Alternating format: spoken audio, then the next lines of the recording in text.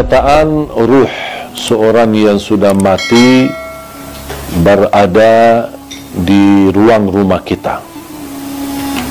Ada yang berkata selama 3 malam, ada yang sampai 40 malam. Kasihanlah, ruhnya lagi diam di rumah, jasadnya di kuburan. Terus ngapain jasadnya di situ? Kasihan sendirian. Kalau orang sudah di alam kubur, kemudian akan dikembalikan ruhnya. Buat apa Allah kembalikan ruh? Supaya proses langkah awal hisab.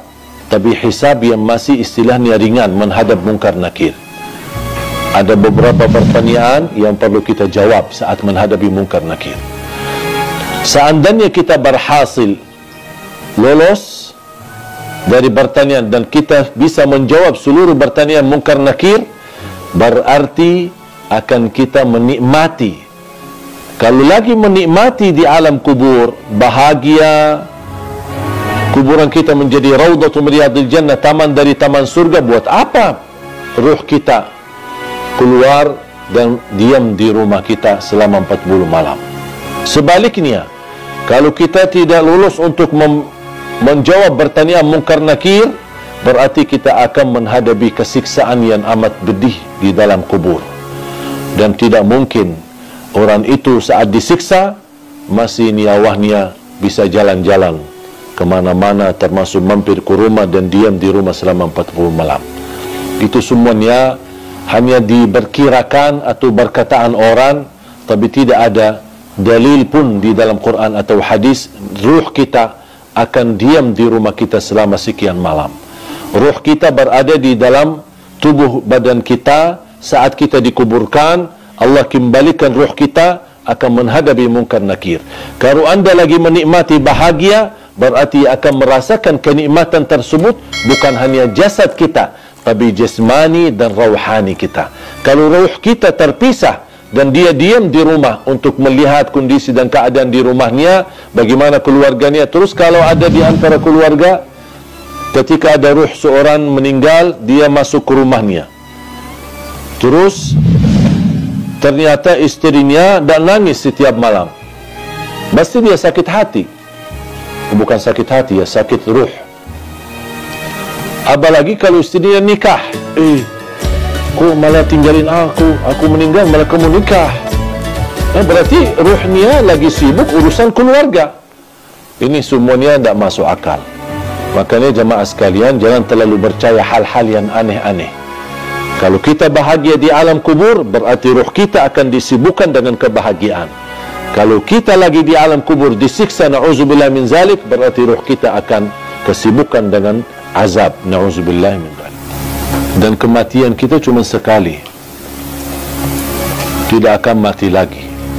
Kalau sudah meninggal dunia dan kita pisah dari dunia menuju ke akhirat melalui proses di alam barzakh, kuburan kita menghadap mungkar nakir kita, kemudian bisa kuburan kita menjadi taman dari taman surga, bisa jadi lubang dari lubang neraka.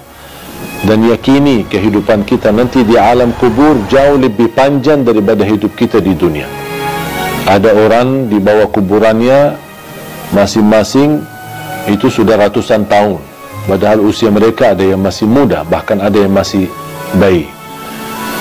Habis kita dibangkitkan oleh Allah Subhanahu wa taala, sekian tahun kita di alam kubur, dibangkitkan oleh Allah Subhanahu wa taala, terjadilah hari kiamat dan kita akan menghadap Allah untuk dihisab.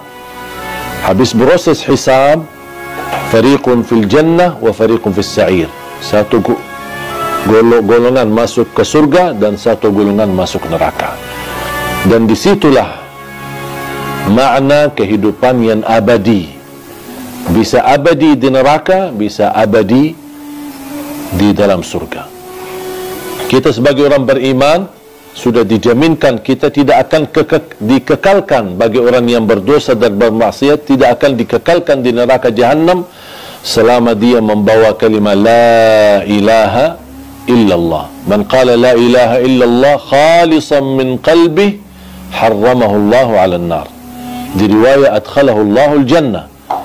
diharamkan, dikekalkan di neraka Jahannam bagi orang-orang yang membawa kalimah la ilaha illallah. Artinya kalau kita orang-orang yang suka mengucapkan kalimat itu tapi tidak mengamalkan isinya, tidak mematuhi aturannya, bisa jadi gara-gara dosa maksiat, kelalaian kita bisa menantarkan kita ke neraka. Tetapi salah satu jaminan tidak akan kekal di neraka Jahannam adalah la ilaha illallah. Dan mohon maaf, siapa yang mau sebelum ke surga mampir ke neraka dulu? Kira-kira siapa yang berkenan?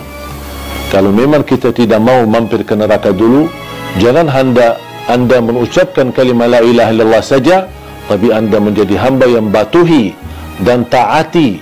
Jadikan hidup di dunia ini adalah surga kita di dunia dengan kalimat la ilaha illallah. Itulah dengan kalimat la ilaha illallah, dengan kita mempunyai syarat-syaratnya, mengamalkan isinya, membatuhi dan mengikuti aturannya, kita akan diselamatkan oleh Allah SWT dan akan kita bahagia dalam kehidupan kita di dunia yang sementara dan juga akan bahagia selama-lamanya nanti di akhirat. Jangan sampai dunia ini yang hidupnya sementara melalaikan daripada kehidupan yang abadi. Banyak orang masih memilih kehidupan enak tapi nanti di akhirat sengsara. Jadikan hidupan di dunia ini, walaupun anda hadapi susah, tantangan, tak apa-apa, semua bakal berlalu. Dan segala sesuatu di dunia ini, biarpun yang paling enak kita dapat, anggaplah kita kaya, orang yang paling kaya raya, tapi ujungnya mati, buat apa kekayaan itu? Buat apa kemewahan itu? Buat apa keindahan itu? Kalau saya akan nanti tinggalkan, akan menuju kepada kehidupan yang abadi. Makanya harus kita fikir cerdas untuk memperjuangkan kehidupan yang abadi, yang insya-Allah akan kita menjadi orang yang kekal di dalam surga Allah Subhanahu wa taala. Insya-Allah tanpa mampir ke neraka. Ada satu tanda malaikatul maut cabut nyawa kita, itu sudah mati. Itu tandanya. Kenapa Allah Subhanahu wa taala sembunyikan kematian dan proses kematian itu? Bisa ada orang mati mendadak. Bisa ada orang mati karena kecelakaan. Bisa ada orang mati karena apapun terjadi. Bahkan bisa ada orang karena sehat, tidak ada apa-apanya, justru dia merawat orang tuanya, pulang pergi ke rumah sakit, mana justru anaknya yang mati duluan. Tidak ada yang bisa memastikan dan membuktikan ada tanda-tanda sebelum kematian. Tidak ada tanda melalui mimpi, tidak ada tanda dalam tubuh kita atau akan terjadi di waktu asar atau di waktu yang lain, tidak ada tanda sama sekali. Yang diberikan tanda kedekatan kematian adalah orang-orang yang tua, yang sudah tumbuh, rambutnya putih, sudah terlihat dari segi fisiknya lemah, dan banyak semakin tua usianya berarti sudah tanda mendekati kematian.